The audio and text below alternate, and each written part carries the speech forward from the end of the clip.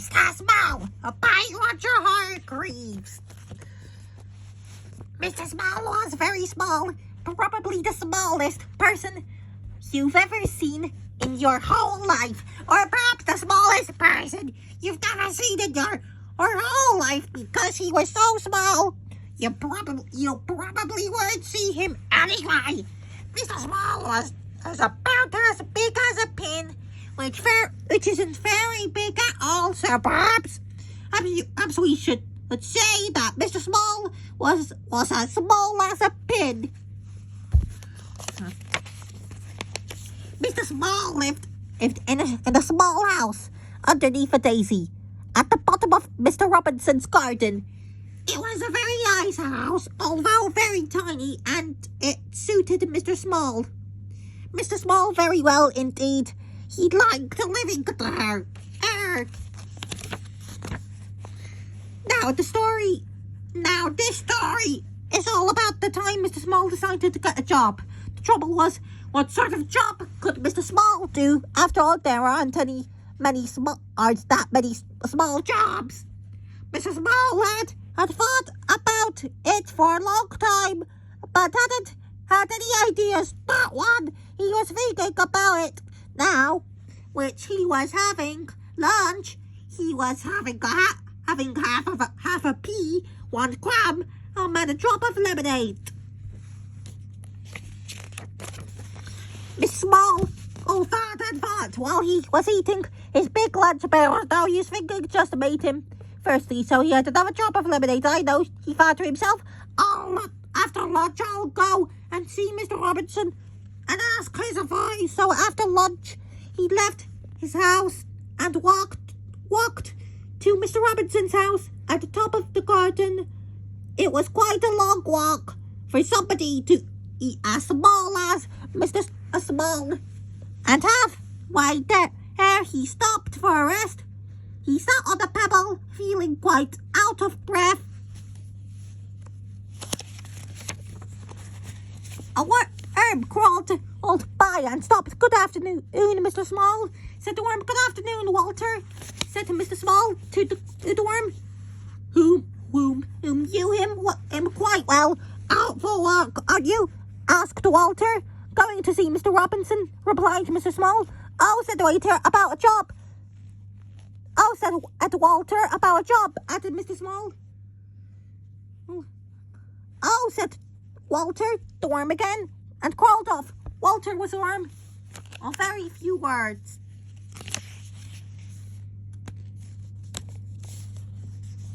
After he rested for a while, Mr. Small set off again and walked all over for the rest of his way to Mr. Robinson's house without stopping once. When he got there, he climbed up the stairs to Mr. Robinson's back door. He knocked at the door. Nobody heard him. He knocked again at the door. Nobody heard him. The trouble was, you see that if you are small as Mr. Small, you don't have a very loud knock. Mr. Small looked up. There, high above his head, was a doorbell. "How could I ring the bell when I can't reach it?" thought Mr. Small to himself. He started to climb up a wall, brick by brick, to reach the bell. He had climbed up 4 bricks when he made a mistake of looking down. "Oh dear," he said, and fell. "Bang! Ouch!" said Mr. Small, rubbing his head. Just as Mr. Small heard footsteps, it was the postman.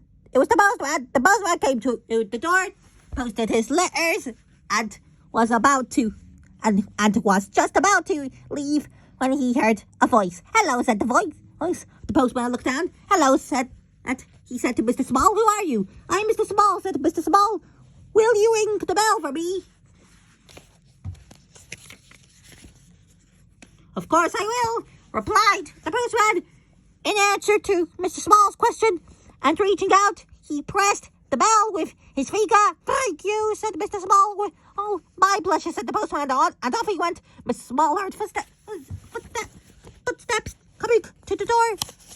The door opened. Mr. Robinson opened the door and looked out. That's funny, he said. I'm sure I heard somebody ring the bell. He was about to shut the door when he heard a low voice. Hello, said the voice. Hello, said Mr. Robinson. Mr. Robinson looked out and down. Hello, he said. What are you doing here?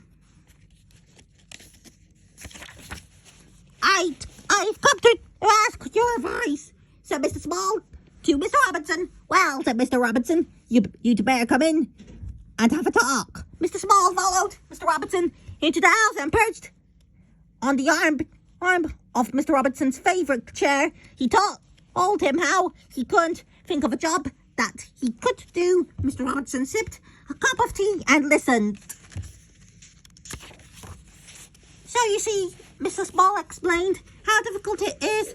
Yeah, I can see that, said Mr. Robinson, but leave it to me. Mr. Robinson knew a lot of people. Mr. Robinson knew somebody who worked in a restaurant and arranged for Mr. Small to work there, putting mustard into his mustard pots. But Mr. Small kept falling into the pots and getting covered in mustard, so he left that job. Mr. Robinson knew somebody who worked in a sweet shop and arranged for Mr. Small to work there, serving sweets, but Mr. Small kept falling into the sweet jars, so he left that job.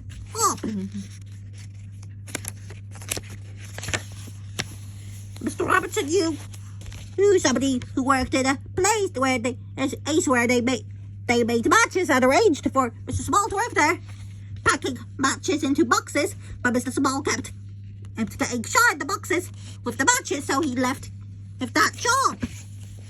Mr. Robinson knew somebody who worked on a farm and arranged for Mr. Small to work there, sorting out the brown eggs from the white eggs, but Mr. Small kept getting trapped up by the eggs, so he left that job. What are we going to do?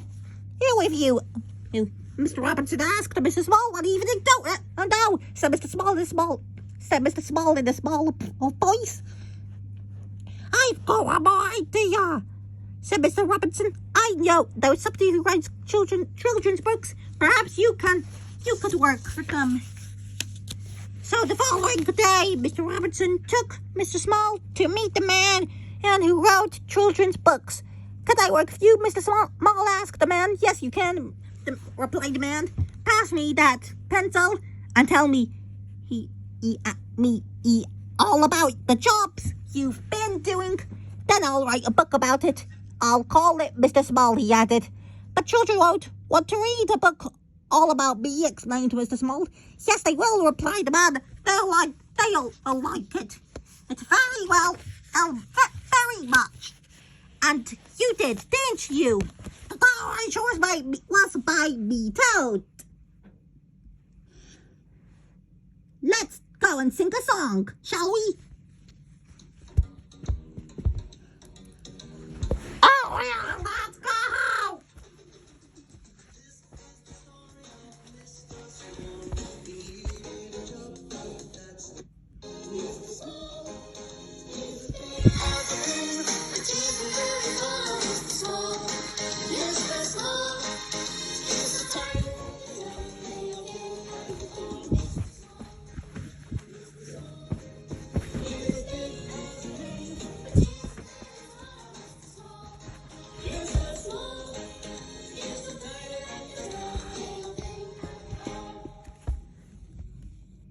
Don't forget to subscribe and GG. Bye.